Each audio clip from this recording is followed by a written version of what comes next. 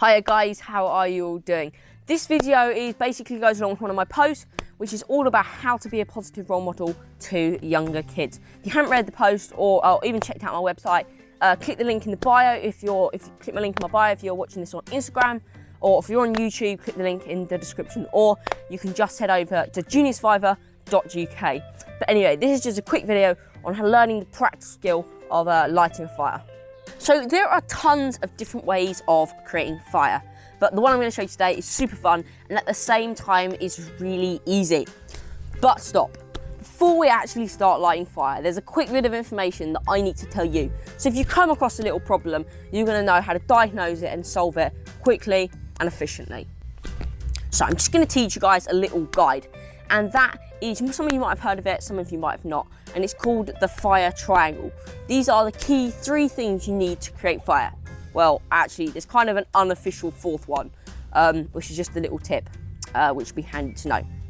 So the first side of this triangle is heat. So that can either be matches, a lighter, or, you know, if you're using a magnifying glass, the sun and the magnifying glass, loads of different things. The second side is fuel. Get me words jumbled up. And so fuel is basically the practical or physical substance you're burning. So that can be wood, sticks, paper, anything kind of like that. And then the third side is oxygen. You know, we can't live without oxygen, and nor can a fire. And then the 4th little tip is basically having height. So a flat pyramid, kind of like flatter, is not going to be as good as a really tall, I know that's not a pyramid, but a really tall pyramid. So you want height to your fire, because without height, you just kind of get a smoky fire and not a lot of flames, and it's a pretty poor fire. But yeah, I'm going to show you how to do all of that coming up. If you come across a problem in your fire lighting adventures, check and see if you've got heat, if you've got fuel, and if you've got oxygen. Because if one of the sides of that triangle falls off, then it's all going to come down, collapsing each other. And like a fire, it's going to smother it and basically kill it.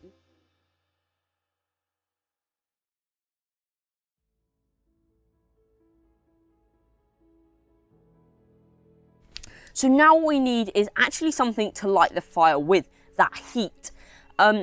So what you can use matches, you can use a lighter, a blowtorch. It really doesn't matter what you guys use. But what I'm going to show you guys to use today is one of these, a fire still.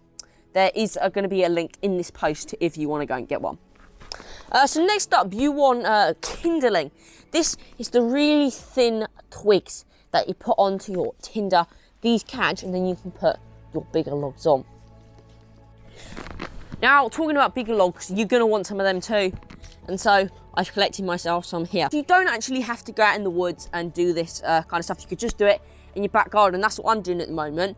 And what you might want to do is your mum and dad might not want you making a fire pit in their pristine lawn or whatever. So what I've done is I've just gone and found an old barbecue. This one I actually just found in someone's bin where they were chucking out. So you can actually just use this. I did actually check with them. I didn't just take it out of the bin. But yeah, so you can use an old barbecue. Your dad might have one kicking around in the shed. Ask him, get him out, tell him there might be a marshmallow in it for him, or something like that. Nice cup of tea. So yeah, you can get it out, and you can use that to light your fire in. So yeah, you're gonna want something like a barbecue or something like that to make your fire on. So before we actually start setting light to stuff, I think it's really important that we actually learn how to make a spark on one of these. Basically, this is going to just be a really quick guide on how to use it. I am right-handed, so I'm going to be holding it like this. And for left-handed people, you guys are going to be holding it like this. Doesn't matter which, if you're left or right-handed, it works both ways. So first of all, let's just familiarise ourselves with what we've got. So this side is basically the rod, and then this side is basically the scrapey bit. It's got a little bit of a scrapey edge there, which when it scrapes against this, creates sparks. Okay, then what you want to do is you want to put the scrapey bit on top of the rod at about a 45-degree angle. With on the back edge, you can feel there's a little bit of a scrapey edge, so you want that actually touching the rod. So then what you want to do is you want to keep your dominant hand still. That's the hand with the scrapey bit. And then you want to pull the hand with the rod back. and you're going to create loads of sparks. Now, don't be scared, these won't burn you. You're absolutely safe.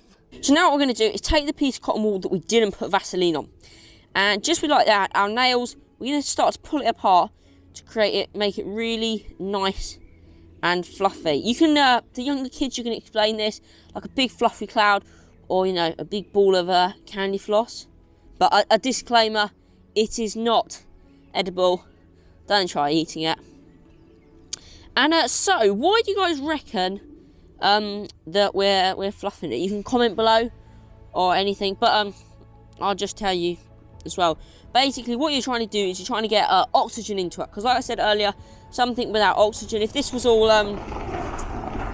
screwed up like this, it's going to be really hard to light. So you want it nice and fluffy, and also having height to it, not like a fluffy flat pancake like that, but you know, big, like a big, and also have height to it. So now I better redo this.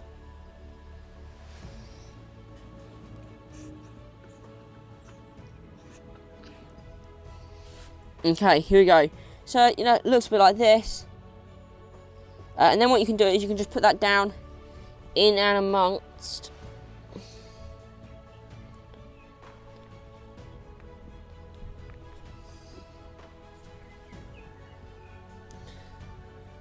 And now you can just put this down in and amongst smooth. That's me Vaseline ones. And just pop that down there like that. So here's just a little tip for you. Lay your wood out. So I've kind of got me kindling, and then a little bit bigger, my bigger stuff there. So it's a little bit helpful so you're not scrambling and getting in a muddle when you want what size you want. So we're now actually ready to light our fire. So using the technique we used earlier with our fire still, striker in your dominant hand and then the rod in your other hand. Striker over the rod at about a 45-degree angle, over it directly like this. Hold the striker hand still, and then you're going to pull back with the rod. Now this is going to be quick. Okay, you guys see? There you go. So you've got that light. Now what we're going to do is don't rush, but you're going to take the kindling and you're going to put it over. You don't want to chuck it on, because if you chuck it on, you can easily put it out. You just want to lay it on. Probably hear that. I'm actually just going to move my camera back a bit. There you go. And then you can just start to lay the sticks across using this technique called a Jenga. So you kind of just lay them one way, like this, and then you can lay them the other way.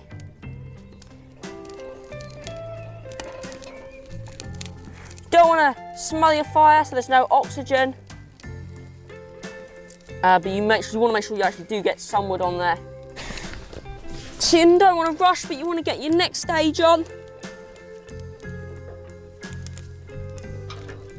There, and the brilliant thing about this Jenga fire crisscross is that it gives it height, and so what you're doing is you're crossing it like this, you know. So it almost works like a chimney, so you're getting height, and that's going to suck loads of oxygen in, and you get a really nice fire.